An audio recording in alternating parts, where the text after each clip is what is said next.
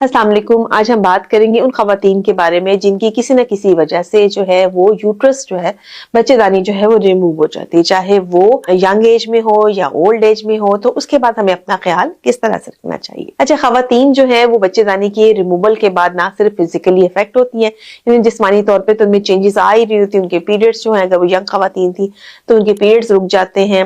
इसके अलावा जो उनमें साइकोलॉजिकल इफेक्ट बहुत ज्यादा आता है, ठीक है, हम जहनी तौर पर भी वो हो जाती है, क्योंकि एक जिस्म का एक हिस्सा है जो कि रिमूव हो जाता है किसी की भी वजह से।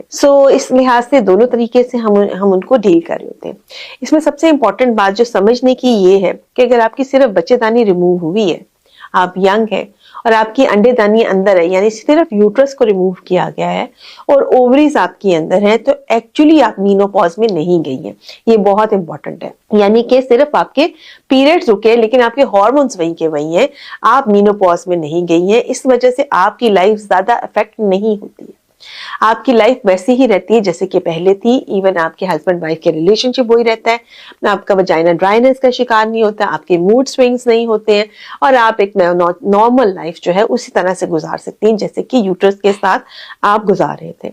लेकिन उन खवातीन का जिसका किसी वजह से अंडेदानियां भी रिमूव हो जाती हैं, यानी ओवरीज भी रिमूव हो जाती है, ऐसी खवातीन की लाइफ काफी हद तक अफेक्ट होना शुरू हो जाती है, ना सिर्फ फिजिकली बल्कि साइकोलॉजिकली, क्योंकि अब वो हार्मोन डेफिशिएंट हो गए, अब वो एक्चुअली मीनोपॉज में चलेगी। और इसको कहते हैं सर्जिकल मीनोपॉज, यानी सडन होता है, अचानक होता है, पूरा का पूरा हार्मोन्स हमने एकदम से रिमूव कर दिए। नेचुरल मीनोपॉज में तो स्लो डाउन सा प्रोसेस होता है, एक कहने के नेचुरल है तो अल्लाह मियां की तरफ से एक आहिस्ता आहिस्ता हार्मोन्स ऊपर नीचे हो रहे होते हैं, बॉडी इसको यूज टू हो जाती है।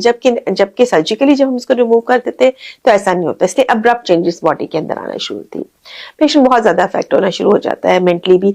ऐसे पेशेंट्स को अगर कोई कॉन्ट्राइंडिकेशन ना हो, अगर कोई वजह ना हो, तो फिर हम कोई रिस्क फैक्टर्स ना हो, तो ऐसे पेशेंट्स के अंदर फिर हम उनको हार्मोन रिप्लेसमेंट थेरेपी देते हैं, थोड़े अरसे के लिए देते हैं, कुछ जरूरी टेस्ट कराए जाते हैं और उसके बाद दी जाती है, जिसकी वजह से उनकी लाइफ काफी हद तक ईजी हो जाती है। अगर आपका यूट्रस रिमूव हुआ या ओवरीज रिमूव हुई है तो ये वीडियो आपके लिए, मुझे उम्मीद है कि इससे आपको कोई ना कोई फायदा जरूर पहुंचा होगा। बहुत शुक्रिया।